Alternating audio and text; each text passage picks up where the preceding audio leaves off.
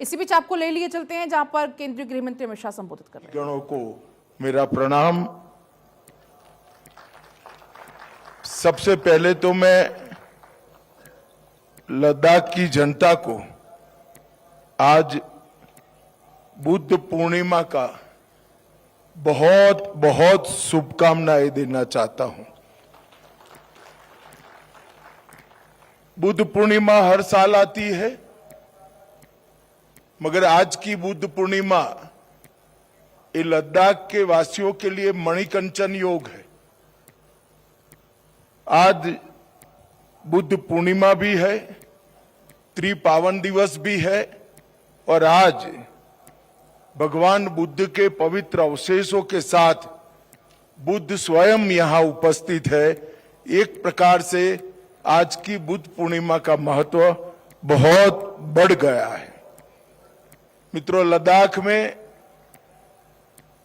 75 साल के बाद ये पावन अवशेष यहां पर आए हैं।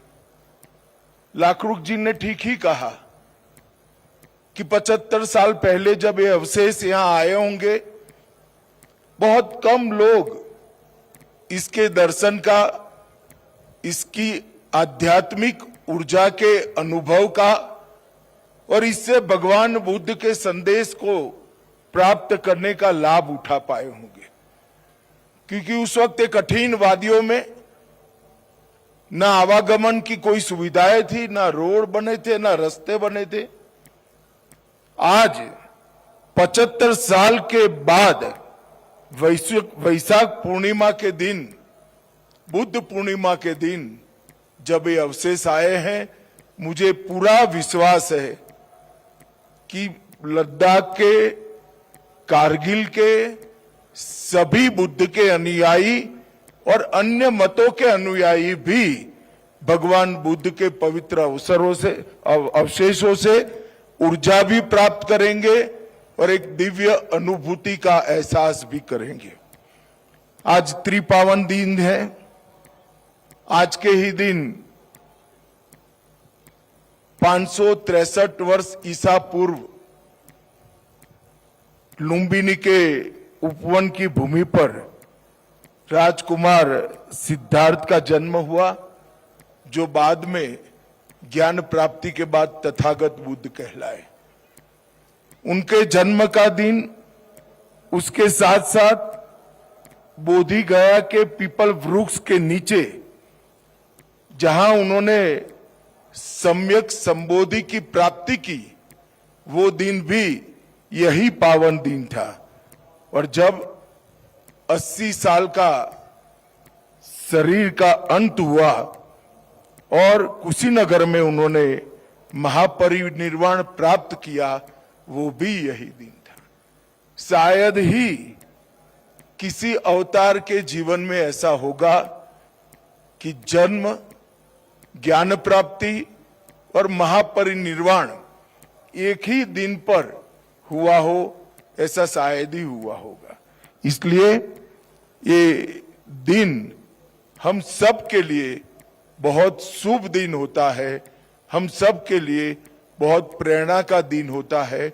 और उसी दिन पर आज यहाँ पर भगवान बुद्ध के पवित्र अवशेषों को लोगों के दर्शन के लिए खुला रखने का कार्यक्रम हो रहा है।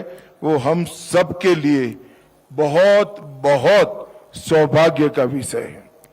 आज ये एक प्रकार से धार्मिक आयोजन तो है ही, मगर एक ऐतिहासिक पुनर्मिलन भी है।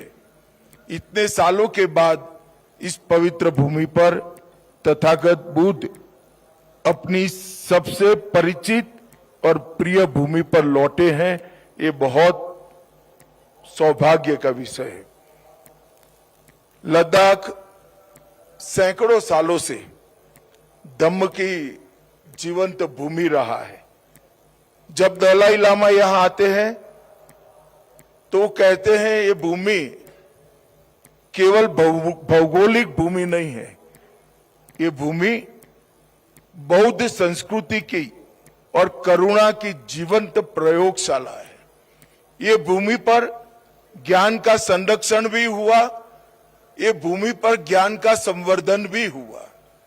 जब भी बौद्ध धर्म पर संकट आए, इस भूमि ने बुद्ध के उपदेश को संरक्षित करने का काम किया, और जब शांति काल आया उसको संवर्धित किए हुए, संरक्षित किए हुए ज्ञान को आगे बढ़ाने का भी काम किया।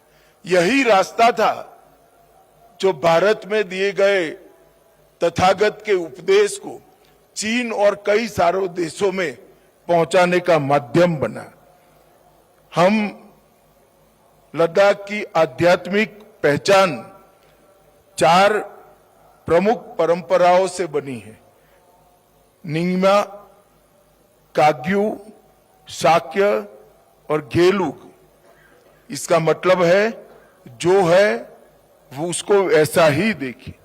वास्तव दर्शन एक प्रकार से जीवन का बहुत बड़ा ज्ञान है। दूसरा, गुरु की कृपा और निरंतर आत्मचिंतन